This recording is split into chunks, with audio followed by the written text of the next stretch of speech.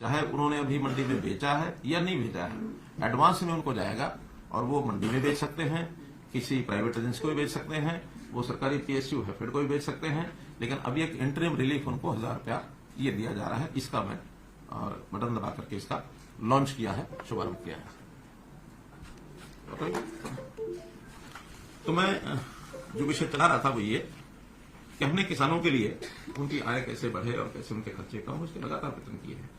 और कुछ प्रावधान केंद्र सरकार की ओर से आए भी थे। वो एक चैप्टर ऐसा है जो आपको पता है, हमको पता है कि कैसे मार्केटिंग में लोगों को सुविधाजनक तरीके से अपने फसल को बेचने के लिए जो कुछ बंधन बने हुए हैं उनको हटा करके और मौका मिले सबको, ज्यादा लोग खरीदार आए, ज्यादा मंडियों में नई मंडियां भी खुले, उनके रेट्स कंपटीशन में आकर के और उसकी डिमांड बढ़े, कुछ प्राइवेट प्लेयर्स उसमें आए। लेकिन वो दुर्भाग्य से 3 कानून वाला जो विषय था उसमें कई चीजें थी और किसान हित में थी लेकिन नहीं हो पाई। ठीक है, वो प्रधानमंत्री जी जैसे स्वयं कहा कि हम शायद उनको समझाने में कामयाब नहीं हुए।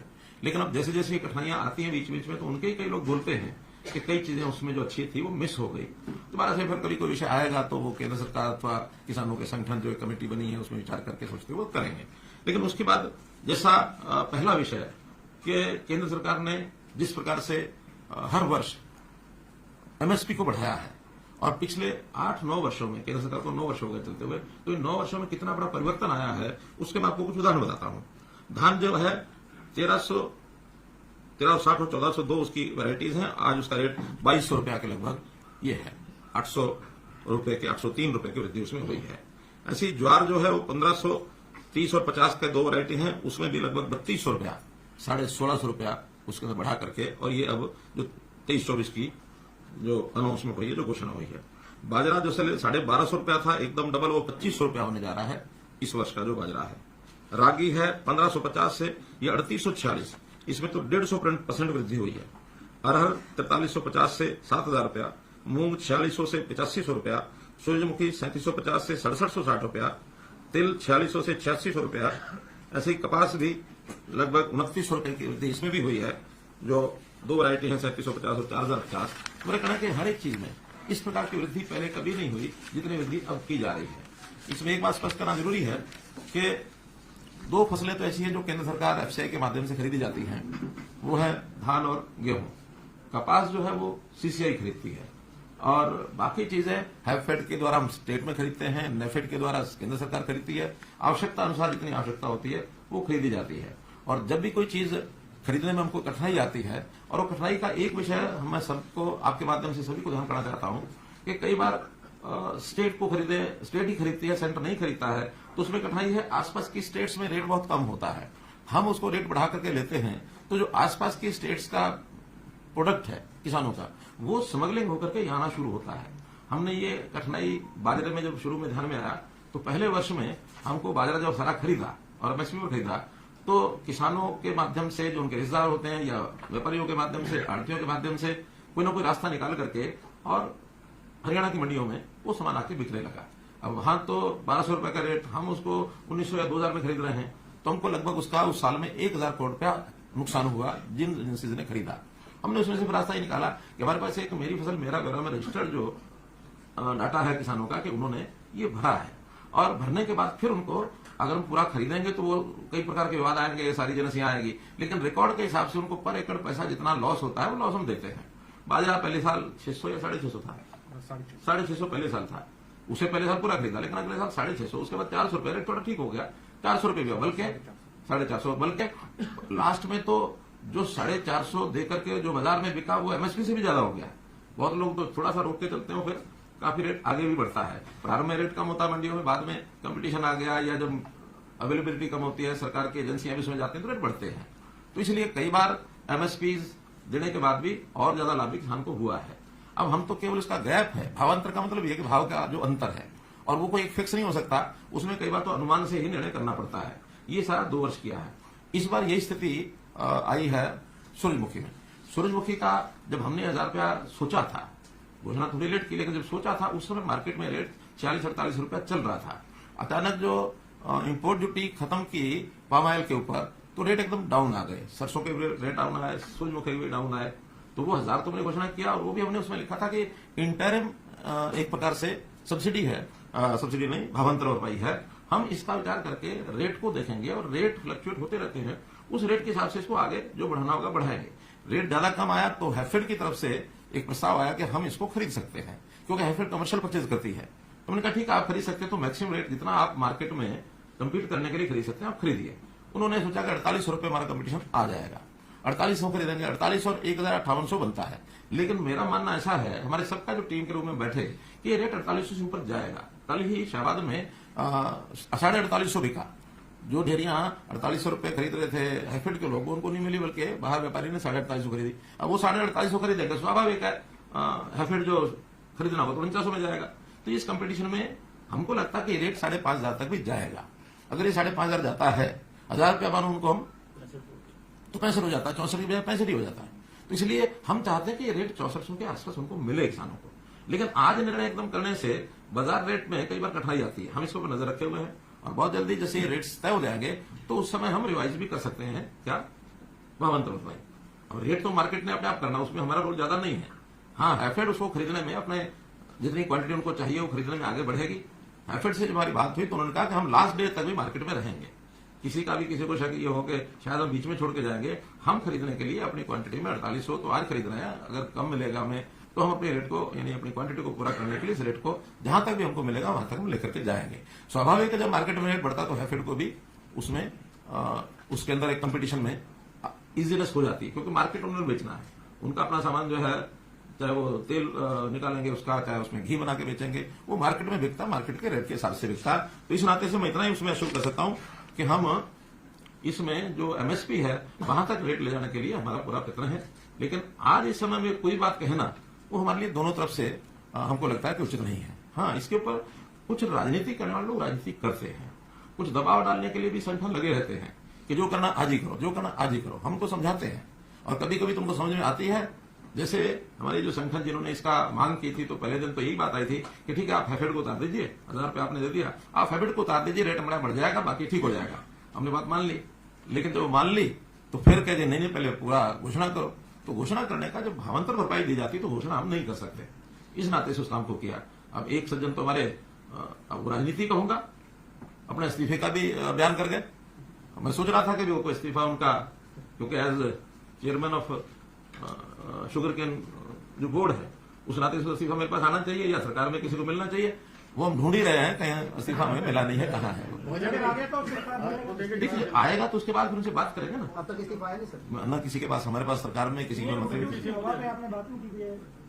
नहीं, वो तो देखिए सामने वाला क्या सोच के कह रहा है, ये उसकी अपनी बात है। इस्तीफा आएगा तो बात करेंगे, हमारे पास कोई इस्तीफा आया नहीं है। अब यही मैं आपको बता रहा हूँ कि आप पूछो कि कहाँ गया इस्तीफा। मेरे पास कोई इस्तीफा नहीं है।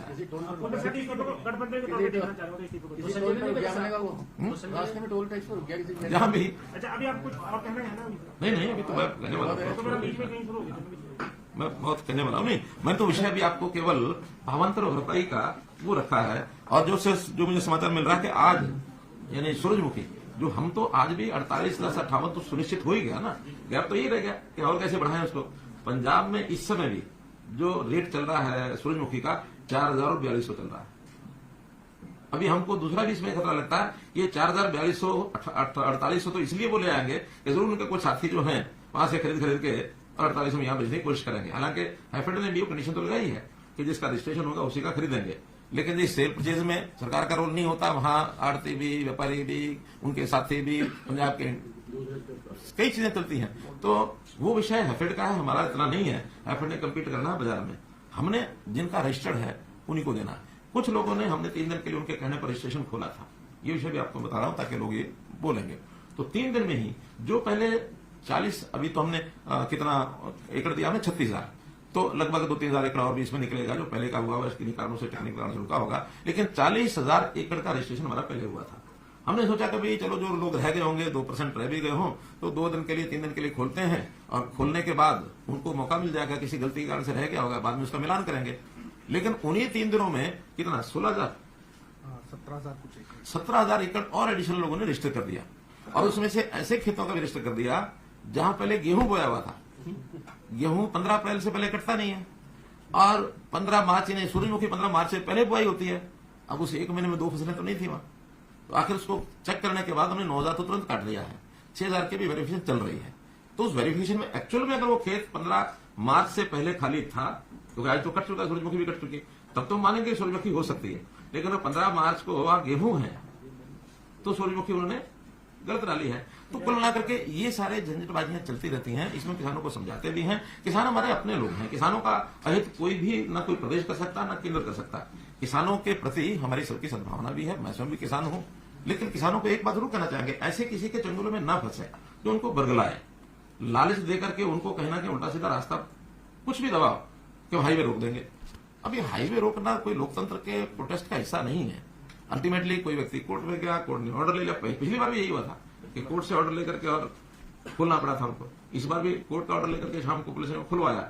ये लोकतंत्र में किसी की भी हम फ्रीडम को अवरुद्ध नहीं कर सकते हैं। जनता का आना जाना है, हाँ शांतिपूर्वक तरीके से कहीं को प्रदर्शन करते हो, कोई कुछ कहते नहीं है। तो मेरा कहना है कि किसानों के लिए हमने कितना किया। प्रधानमंत्री जी ने सीधी एक ऐसी घोषणा कर दी कि हर साल मैं किसान को 6,000 रुपया दूंगा, 4 महीने बाद 2,000। प्रधानमंत्री किसान सम्मान निधि, अब कोई मांग तो नहीं थी इसकी, लेकिन नहीं, किसान को थोड़ा बुआई के समय उसके खेत के लिए, छोटे किसान खासकर 6,000 रुपया काम आएगा, अपनी फसल को उगाएगा।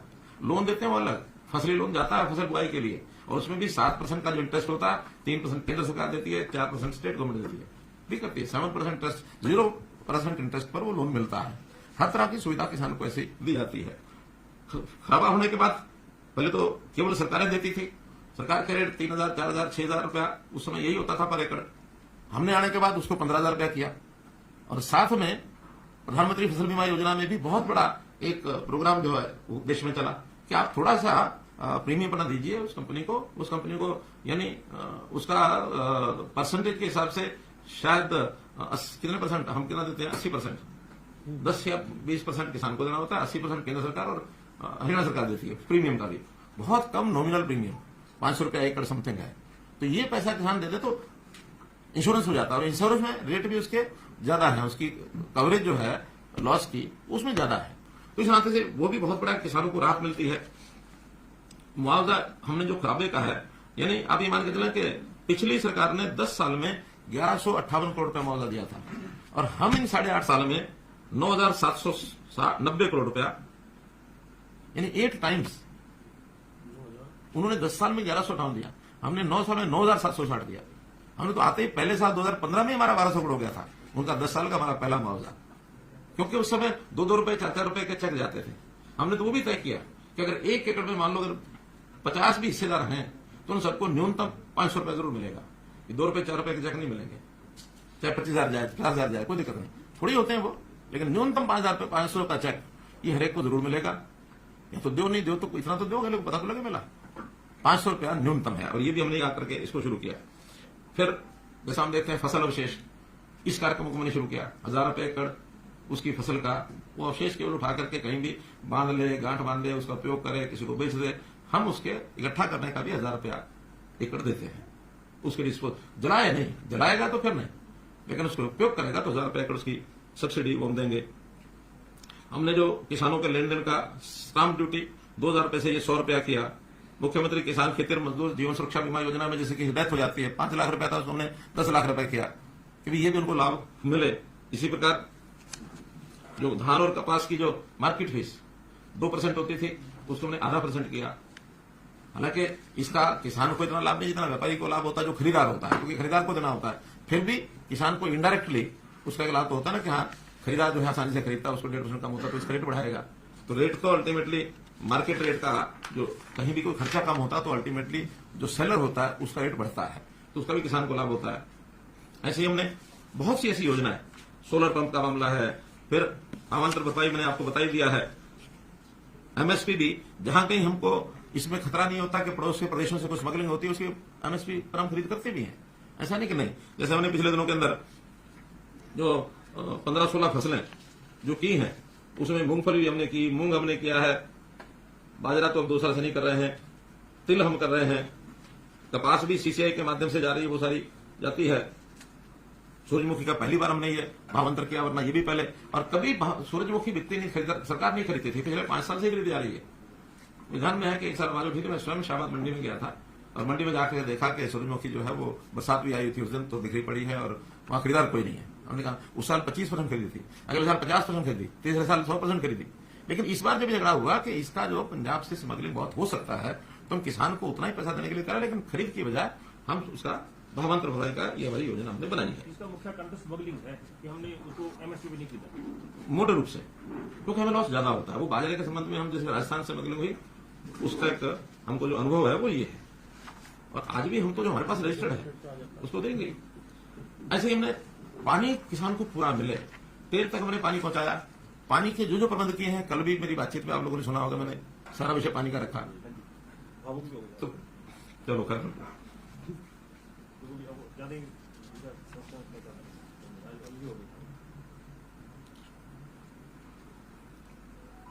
पानी स्टोरेज एक बहुत बड़ा विषय है। हमने खास करके सिरसा जिला, हिसार जिला, पानी की जो डिग्गियां बनाई है, पानी का जब उपलब्ध होता है उसमें भरो, जब जरूरत है उसमें माइक्रो इरिगेशन का उपयोग करो। अभी सिरसा जिले में जो 3 दिन का मेरा टूर था, उनका कि डिग्गियों की जितनी अधिक आप कर सकते हो हमारा बहुत लाभ होगा। बल्कि लोगों ने यहां तक भी कहा कि इस डिग्गी के लिए तो आप थोड़ा सा भी सब्सिडी दे दो, ज्यादा न भी दो, लेकिन इसका एक बार हमें खोदने दो, उसको परमिशन लेनी पड़ती है, पानी हमको देना है, तो पानी सैंक्शन कर दो इसका, और डिग्गियों का थोड़ा सा भी सब्सिडी देंगे, बाकी हम लगाएंगे। इसका प्रोग्राम जो है इसको चलाइए। तो हमने डिग्गियां खुद उसकी खुदाई है। 4000 ऑन फायर वाटर टैंक ये बने हैं और एक ही साल में बने हैं, जिसका 20,000 एकड़ के अंदर उनको सिंचाई का ये लाभ हो रहा है। इसको और आगे बढ़ाएंगे कि अगर पानी जो बरसात का आता है तो उसको कैसे इकट्ठा कर सके, या बरसात के सीजन में नहरों में पानी पर्याप्त होता है हमारे पास, तो उसको हम डिग्गियां भरते हैं। साल में 2 बार भी डिग्गी भरेंगे तो अपना खेत में सिंचाई कर लेंगे। ऐसे ही 4000 तालाब हमारे ऐसे हैं जो साउथ हरियाणा में है। उन साउथ हरियाणा के तालाबों को भरना, जैसे मैंने कल बताया कि मसानी डैम है उसको भी भरते हैं। तो ऐसे पानी को स्टोरेज और पानी की रिचार्जिंग, इसमें जितना भी पैसा खर्च हो रहा है उसको हम करते हैं। बागवानी के लिए भी, भावांतर भरपाई में भी हमने इसको लिया है। 14 जो है बागवानी को बढ़ावा देने के लिए सेंटर ऑफ एक्सीलेंस इजराइल को भी हमने इसमें शामिल किया है। तो ऐसे बड़े बड़े प्रोजेक्ट विदेशी सहायता से भी वो भी करते हैं ताकि किसान को इसका लाभ हो। जैसे मशरूम केंद्र है, जैसे मधुमक्खी का है, रामनगर में मधुमक्खी का जो केंद्र है वो भी विदेश की एक टेक्निक है, उसके माध्यम से वो ले रहे हैं। एफपीओजी हमने बनाए हैं। वर्टिकल खेती इस पर हम चले हैं। हाइब्रिड सब्जी ये भी एक प्रयोग कोई चल रहा है। पशुपालन, पशुओं का बीमा ये भी हरियाणा ने ही शुरू कराया, तब जाकर के देश के कुछ और प्रांतों में शुरू हुआ है।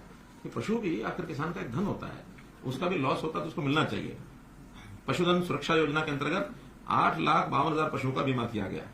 फिर क्रेडिट कार्ड, पशु क्रेडिट कार्ड, एक तो किसान क्रेडिट कार्ड है, पशु क्रेडिट कार्ड ये भी चालू कराया ताकि पशु भी कोई खरीदे बेच सके, उसमें भी उसको पैसा चाहिए तो ले सके। देसी गायों की जो डेयरी का भी हम जो सब्सिडी देते हैं वो भी 83 करोड़ रुपए जा चुका है। दूध का 5 रुपए किलो लीटर का ये भी पशुपालकों को इसका भी हम लाभ देते हैं। प्रगतिशील किसान, उनकी सम्मान योजना और नए प्रगतिशील किसान कैसे बने उनकी ट्रेनिंग का ये पैसा भी हम अलग से इन सबको देते हैं। कुल मिलाकर के जितनी भी योजनाएं हैं, ये चाहे हमारी सिंचाई की योजनाएं हैं, इन सिंचाई की योजनाओं में भी कुल अभी तक पिछले 5 साल में जो हम अनुदान और जो इन योजनाओं को सरल बनाने के लिए हमने जो खर्च किया है, 6 और 3 9 और 5 14 और लगभग 1500 करोड़ रुपया इस पर अभी हम खर्च कर चुके हैं 5 साल में, नहरों के सिस्टम को ठीक करने के लिए। हमारा एक तो जो WJC का प्रोजेक्ट है उसका बहुत बड़ा लाभ ये अगले सालों में मिलने वाला है, जैसे वो कंप्लीट हो जाएगा।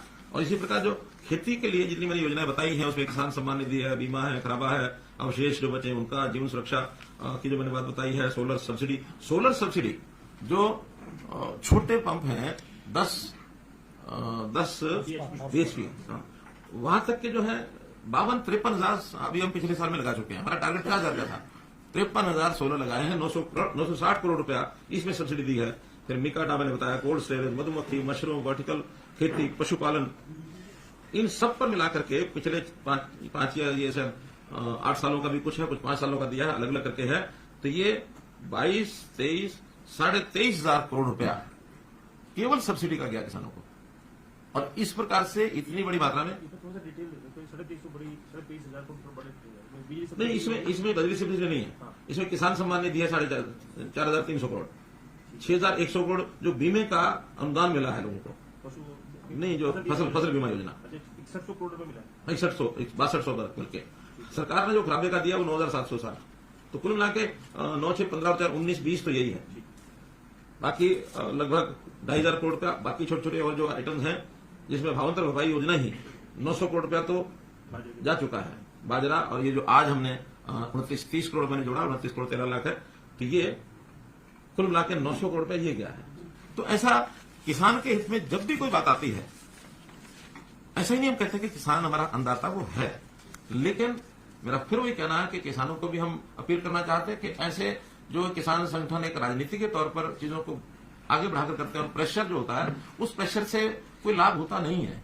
जो हमने किसान को देना वो देना ही है, और एक किसान के प्रति हमारे मन में जो एक भाव है, उसके प्रति सम्मान का भाव, आदर का भाव, सहानुभूति का भाव सब है, क्योंकि छोटा किसान है। छोटे किसान को तो बहुत संकट होता है, 1 एकड़ 2 एकड़ वाला तो परिवार के सिस्टम को चला ही नहीं सकता है, बड़ा किसान फिर भी अपने सिस्टम को चला लेता है। तो इसलिए ये जो चीजें की गई हैं, पिछले कुछ दिनों से चर्चा थी, मुझे लगा कि इस विषय को आपके माध्यम से मैं जरूर बताना चाहूंगा। तो इस संबंध में आपको कोई बात लगती है, कोई सुझाव देने की, कुछ प्रश्न करने की, तो आपने काम गिनाया है किसानों के लिए,